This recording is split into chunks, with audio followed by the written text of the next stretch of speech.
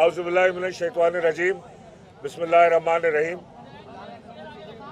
एक अरसे से कराची के साथ गिनती में बेईमानी, धांधली और धोखाधड़ी हो रही है और ये सब इसलिए होता है कि कराची के साथ मुसलसल तरीके से कराची का गला दबाया जाता है, क्योंकि ये शहर, इस शहर के लोग, इस शहर के वोटर एक अकल रखते हैं, सियासी फहम रखते हैं।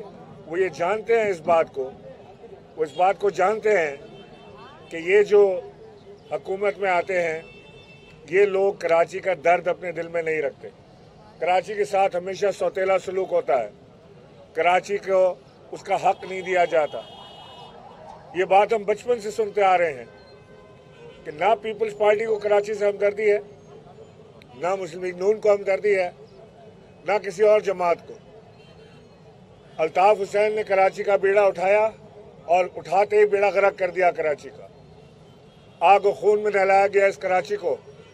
और जितने अरसे मुत्तहिदा ने यहाँ पर हुकूमत की, कभी उन्होंने कराची के लिए बात नहीं की, कभी कराची के हक के लिए आवाज़ नहीं उठाई, खाली वर्बली बोलते रहते हैं। आज मुत्तहिदा को इतराज़ है कि गिनती इंसाफ पर मबनी नहीं है।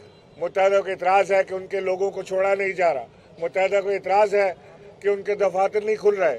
मुत्तहिदा को इतराज़ है कि कराची को पानी नहीं मिल रहा। मुत्तहिदा को इतराज़ है कि कराची को तरक्याती फंड नहीं मिल रहा। लेकिन वज़ीर आज़म पर पूरा एतमाद है उनको। ये अजीब सियासत है, हर चीज़ पे इतराज़ है, एतमाद पूरा है। और जब इमरान खान कराची को हक दे रहा था, जब इमरान खान कराची में ग्रीन लाइन बना रहा था, जब इमरान खान कराची में 52 फायर टेंडर चला रहा था, उस वक्त मुत्तहिदा एज पे बैठी हुई थी कि हम जा रहे हैं, हम नाराज़ हो गए आपसे, बस हम नाराज़ हैं। भाई किस लिए नाराज़ हो, क्या बात है? वजारत और चाहिए, सफारत और चाहिए, गवर्नरी चाहिए, ये तो मामलात उनके हमेशा रहते हैं। लेकिन आज जब कराची की उल्टी गिनती हो रही है तो यही मुत्तहिदा उसी PDM के तलवे चाट रही है, जहाँ पर हम देख रहे हैं कि कराची के साथ मुतवातिर तरीके से धांधली, बेईमानी और बदतमीजी की जा रही है। कराची की सीटों को कम किया जा रहा है, कराची के वसाइल को कम किया जा रहा है, कराची के मसाइल को बढ़ाया जा रहा है और ये सब दानिस्ता किया जा रहा है। पाकिस्तान तहरीक इंसाफ सीसा पिलाई दीवार की तरह कराची के साथ खड़ी है। कराची की वजह से इमरान खान की 2018 में हुकूमत बनी। कराची ने भरपूर साथ दिया इमरान खान का। हद दर्जा कोशिश के बावजूद ये सिंध गवर्नमेंट ने कराची के आए हुए फंड्स को वापस भेजा, K4 में जरखे डाले, उसको ना बनने दिया और हर चीज ML1 को रोका गया। कराची के साथ ये हमेशा ये काम किया जाता है। तालीमी कोटा हमारा कम, पानी हमें मैसर नहीं, बिजली हमें मिलती नहीं, आटा हमारे लिए महंगा, घी हमारे लिए दस्तयाब नहीं। पूरे पाकिस्तान में सबसे ज़्यादा टैक्स वसूल किया जाता है इस कराची से, और हटा दो इसको। और इसी कराची को धुतकारा जाता है, इसी कराची को हक़ारत की नज़रों से देखा जाता है। फिर कोई अगर अलहदा सूबे की बात करे तो उसे कहते हैं कि ये गद्दार है। फिर कोई अगर अपने हकूक़ की बात करे तो उसे कहते हैं गद्दार है। 1 यूनिट बनाने की कोशिश करते हैं, बार बार कोशिश करते हैं। पहले भी कोशिश की गई पाकिस्तान में, आज फिर वही कोशिश साफ नज़र आ रही है।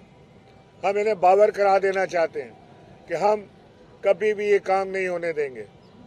आप पंजाब की सीटें कम कर रहे हैं, आप कराची की सीटें कम कर रहे हैं, बलूचिस्तान की सीटें आप बढ़ा रहे हैं। हमें बलूचिस्तान की गिनती पे एतराज़ नहीं है, बलूचिस्तान को उसका हक पूरा मिलना चाहिए। लेकिन हमारे खून के ऊपर आप ये काम करेंगे, हमारी गर्दन पर पैर रख के आप ये काम करेंगे, इसलिए कि कराची इमरान खान को वोट करता है, इसलिए आप ये काम करेंगे।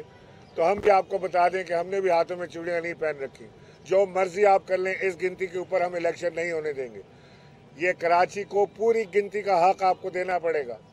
अगर आपने ऐसा ना किया तो फिर आप एक इंतहाई ख़तरनाक खेल खेल रहे हैं, फिर आप लसानियत का हवा दे रहे हैं, फिर आप सिंधी महाजिर को सामने सामने खड़ा कर रहे हैं, फिर आप बलोच और पठान को आमने सामने खड़ा कर रहे हैं, फिर आप पूरे पाकिस्तान को एक दूसरे से लड़ाने की साजिश कर रहे हैं।